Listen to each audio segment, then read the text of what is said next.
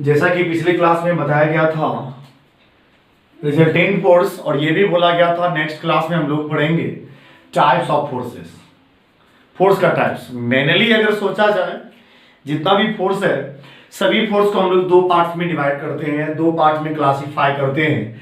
एक फोर्स का नाम कंटैक्ट, दूसरे का नाम नॉन कंटैक्ट, और नॉन कंटैक्ट का ही दूसरा नाम है action at A distance force. That means force एक कंटैक्ट हुआ, दूसरा नॉन कंटैक्ट हुआ। कंटैक्ट का मतलब उसके नाम से क्लियर है, उसके नाम के मीनिंग से क्लियर है। When an object exerted the force on another object with physical touching, that means जब कोई ऑब्जेक्ट दूसरे ऑब्जेक्ट पर फोर्स अप्लाई करे तो एक दूसरे के टच में हो, वो कंटैक्ट हो गया। और टच में आकर ही फोर्स लगा सकता है, फोर्स अप्लाई कर सकती है, जिसका नाम हम लोग कंटैक्ट रखते हैं। और यहां जो हम लोग देख रहे हैं नॉन कंटैक्ट फोर्स दूसरा टाइप में, ये बिना टच, बिना फिजिकल टच के दूर से फोर्स अप्लाई कर देती है। आएंगे बारी बारी से, यानी एक्शन एट ए डिस्टेंस, कुछ दूर से ही एक्शन होता है, उस पर फोर्स लगता है, जिसका नाम नॉन कंटैक्ट यानी action at A distance force रखा गया है। कंटैक्ट फोर्स बारी बारी से थोड़ा डील करेंगे, और इसको पहले थोड़ा मैं शॉर्ट इंफॉर्मेशन दे दूं। 6 इसका एग्जांपल, 6 इसका एग्जांपल, तो टोटल 12 हो गया। और बारी बारी से डेफिनेशन के साथ इसको हम बताते जाएंगे विद एग्जांपल, विद डायग्राम। लेकिन शॉर्ट इंफॉर्मेशन पहले एक बार सुन लीजिए। Contact with physical touching, touch में आकर फोर्स एक्सर्ट करेगा, और विदाउट टचिंग, बिना टच में ही फोर्स अप्लाई हो जाएगा, होकर देगी ये आपका एक ऑब्जेक्ट दूसरे ऑब्जेक्ट पर, ये हो गया आपका नॉन कंटैक्ट यानी action at A distance force. और दूसरी बात, ये नॉन कंटैक्ट में बहुत सारे एग्जांपल्स है। Normal force, tension force, frictional force, buoyant force, restoring force, muscular force. आइए कंटैक्ट, और इसमें है नॉन कंटैक्ट में, नाम सुनिए, magnetic force, electrostatic force, gravitational force, force of gravity, intermolecular force और न्यूक्लियर फोर्स। इस तरीके से अब बारी बारी से कंटैक्ट में आइए।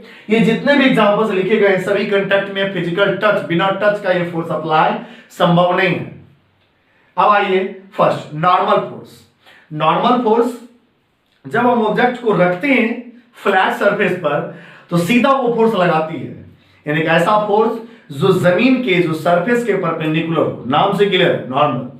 टेंशन, जब किसी भी ऑब्जेक्ट को हम स्ट्रिंग से बांध दें, धागे से बांधकर खींचें या लटका दें, तो जो धागा पर फोर्स होता है वो टेंशन हो गया, टेंशन फोर्स। फ्रिक्शनल, जब एक ऑब्जेक्ट दूसरे ऑब्जेक्ट पर स्लिप करती है या फिसलती है या चलती है या चलने का प्रयास करती है, उस केस में सरफेस के बीच, अब देखिए कंटैक्ट में है, नॉर्मल भी कंटैक्ट में था, टेंशन भी रस्सी के कंटैक्ट में था, फ्रिक्शनल तो अच्छे से सरफेस पे कंटैक्ट में होता है, यह फ्रिक्शनल फोर्स हुआ। बॉयंट फोर्स, जब आप किसी ऑब्जेक्ट को गैस या लिक्विड में, पानी में कभी बाल्टी डुबाए हो, जब तक पानी में बाल्टी डुबा हुआ रहता है तो तब तक आपको हल्का लगता है, यानी किसी भी ऑब्जेक्ट को यदि पानी में डुबाते हैं तो वाटर उसको अपवर्ड डायरेक्शन में फोर्स लगाती है, जिसका नाम अप थ्रस्ट भी आप लोग सुनते हैं, अप थ्रस्ट या बॉयंट फोर्स। दैट मींस दूसरा रिस्टोरिंग फोर्स, जब किसी स्प्रिंग को कस के खींचे इस तरीके से और कस के दम लगाकर खींचे तो स्प्रिंग वापस अपने मेन पोजीशन पर आना चाहता है जैसा वो पहले था, या उसको कंप्रेस किया जाए अपने वापस पहले जैसा स्टेट में रिस्टोर होना चाहता है, यह हो गया आपका रिस्टोरिंग फोर्स। जैसे झूला का झूलना, दैट मींस झूला ऐसे ऊपर गया और वहां से वापस यहां आने के करंट, यहां आने के लिए वापस यहां तक आता है, लेकिन यहां आने के बाद रुकता नहीं है। न्यूटन के फर्स्ट लॉ के हिसाब से उसके पास स्पीड होता है, मोशन होता है, और मोशन की वजह से वो आगे भी चली जाती है। फिर इस तरीके से झूला का झूलना ये रिस्टोरिंग फोर्स ही है। मस्कुलर फोर्स, जब हम किसी काम को करते हैं, सामान को उठाते हैं, बोझा ढोते हैं, इस तरीके से मसल्स का यूज करते हैं, अपने शरीर के मसल्स का, यानी अपने बॉडी के मसल्स के द्वारा। घोड़ा गाड़ी खींचता है, मसल्स का मस्कुलर फोर्स लगाकर। कोई आदमी कोई काम करता है, सामान उठाता है, मस्कुलर फोर्स लगाकर। यहाँ जितने भी फोर्स आपने पढ़ा टोटल कंटैक्ट फोर्स का एग्जांपल था, जिसको फिजिकल टच में आना जरूरी है तब जाकर फोर्स अप्लाई होगा। नेक्स्ट नॉन कंटैक्ट फोर्स, जिसका नाम action at A distance force, जो विदाउट टचिंग दूर से फोर्स लगा देगी। अब बताइए दूर से कैसे? एक मैग्नेट दूसरे मैग्नेट पर बिना टच का ही फोर्स लगा देती है, तो मैग्नेट के दो पोल के बीच जो फोर्स है जिसका नाम मैग्नेटिक फोर्स और इलेक्ट्रोस्टैटिक फोर्स। इलेक्ट्रोस्टैटिक, आप बचपन में एक काम किए होंगे, मानकर चलिए पेन है इस तरीके से और कागज के छोटे छोटे टुकड़े के पास लेकर जाएंगे, छोटा टुकड़ा क्या होगा उसमें अट्रैक्ट होगा। क्यों?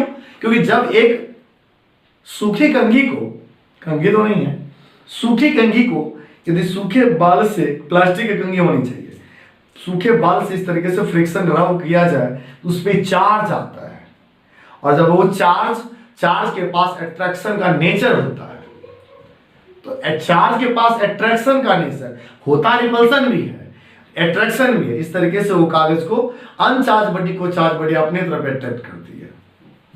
ये तो बात है।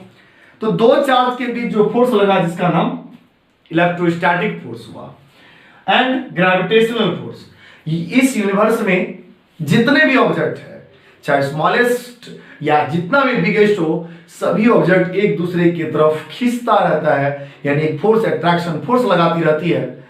चाहे दो सन हो, दो स्टार्स हो, दो सन का मतलब एक सन दूसरा सन दूसरे गैलेक्सी का, वो भी एक तरह का स्टार ही हुआ। और दो आपके रूम में जितने भी ऑब्जेक्ट है, सभी ऑब्जेक्ट एक दूसरे को अट्रैक्ट करती है, और वो फोर्स इतना वीक होता है कि इस चीज का फील नहीं होता है। यह फील तब होगा जब मास बहुत ज्यादा बड़ा हो। जैसे सेंटर पे सन है, सभी प्लेनेट को अकेले घुमा रहा है, अकेले न जा रहा है। सन कितना बड़ा है आप अंदाजा लगा सकते हैं, उसका मास बहुत ज्यादा होने की वजह से उसके द्वारा अप्लाइड फोर्स बाकी सभी प्लेनेट पे इफेक्टिव है, इसलिए सभी प्लेनेट को अपनी तरफ घुमा रहा है। ये हुआ gravitational force. The force between any two bodies in our universe, that is called gravitational force. Gravity, earth किसी भी ऑब्जेक्ट को अपनी तरफ खींचे तो वो ग्रेविटी है। किसी ऑब्जेक्ट को किसी साइड पर छोड़ दीजिए, वो अर्थ की तरफ क्यों जाता है? अर्थ उसको अपनी सेंटर की तरफ खींच लेती है, ये फोर्स लगाती है। Force exerted by the earth is called force of gravity. उसके बाद इंटरमॉलिक्यूलर फोर्स, कोई भी सब्सटेंस है स्मॉलेस्ट पार्टिकल का बना हुआ है, सभी स्मॉलेस्ट पार्टिकल एक दूसरे से बंधा हुआ है, एक दूसरे को खींचता रहता है। सॉलिड क्यों है? लिक्विड के जैसा क्यों है? गैस जैसा क्यों है? सॉलिड इसलिए है क्योंकि सॉलिड के इंटरमॉलिक्यूलर यानी मॉलिक्यूल्स के बीच जो फोर्स है, वो जिसका नाम इंटरमॉलिक्यूलर फोर्स कहते हैं, बहुत ज्यादा स्ट्रांग है, इसलिए एक दूसरे को इतना कस के बांधा हुआ है। सॉलिड है, थोड़ा वीक हो जाए तो लिक्विड हो जाएगा, और ज्यादा वीक हो जाए तो गैस बन जाएगा। कहने का मतलब है in any substance force between any two molecules, that is non intermolecular force. और हवा में जितने भी एयर्स का मॉलिक्यूल्स है, सभी एक दूसरे को अट्रैक्ट कर रही है, जिसका नाम इंटरमॉलिक्यूलर फोर्स है। अब आइए न्यूक्लियर फोर्स। एक न्यूक्लियर फोर्स जब हम लोग बारी से डिटेल्स में पढ़ेंगे तो वहां डायग्राम के साथ आगे बढ़ेंगे। आइए न्यूक्लियर फोर्स क्या है?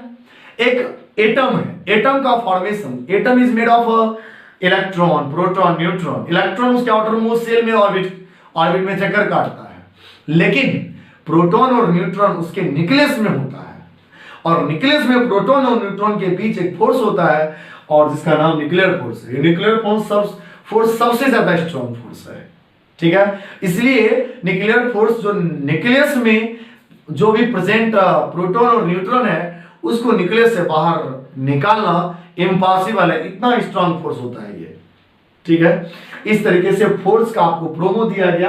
अब बारी से सबका डेफिनेशन दिया जाएगा, और स्टेप बाय स्टेप हम लोग पढ़ते जाएंगे, डेफिनेशन लिखते जाएंगे, सबका डायग्राम आता जाएगा और बनाते जाएंगे। और अगला स्टेप में हम लोग पॉइंट नंबर 1 में कंडक्ट और कंडक्ट का एग्जांपल डील किया जाएगा, फिर उसके अगले क्लास में नॉन कंडक्ट और नॉन कंडक्ट का एग्जांपल डील किया जाएगा।